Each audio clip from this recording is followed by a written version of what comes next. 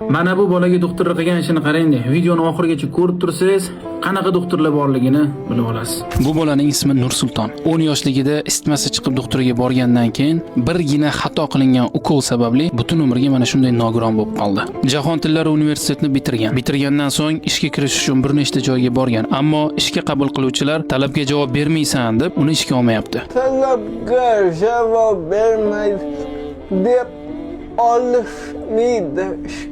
Bu birodarimizni mana shunaqa holatga tushish uchun bitta doktorning noto'g'ri ukoli sababchi bo'lib qoldi. Bu inson Nursultonning onasi. Yolg'iz ona farzandini o'zi boqib katta qilyapti. O'zi Jahon tillari universitetida farroshlik qiladilar. Nursultonni shu kungacha farroshlik qilib ham boqib, ham o'qitib keldi. Qo'lidan kelgancha hamma yaxshilikni farzandi uchun ayamasdan qilib kelyapti. Biz Nursultonni doktorga ko'rsatdik. Ularni tashxislarini olib turib Turkiyaga ham va Hindistonga ham jo'natdik. Va javob oldik. Operatsiya qilish mumkin, qilsanglar bo'ladi, nasib qilsa lecheniya qilsa oyoqqa turib ketadi deyishdi. Va bunga taxminan 100 millioncha pul kerak deyilyapti. Aizlar kelinglar, birlashaylik. 5 ming so'm, 10 ming so'm bo'lsa ham azginadan shu birodarimizga ehson qilaylik. Karta raqamlar o'zlarining nomida. Shu birodarimizni o'ziga inshaalloh mana shu qiladigan ehsoninglar to'g'ridan to'g'ri yetib keladi. Qiynalib ketmadingizmi?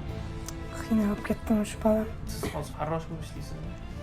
Jahon tillarida farrosh bo'lib ishlab, shu bolani o'qitdim. Tuzog'i yaxshi bo'lib ketishiga hamma narsa qilishga tayyorman.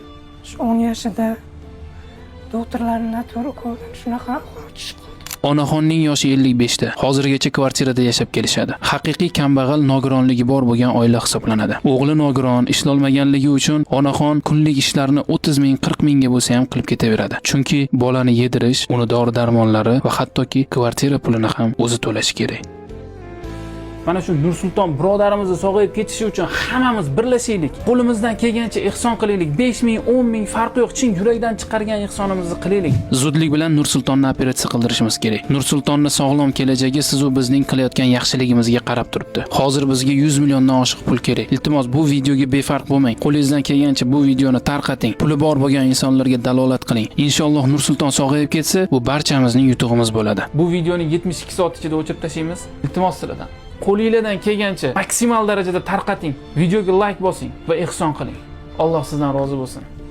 Biz hozir sizga muhtojmiz.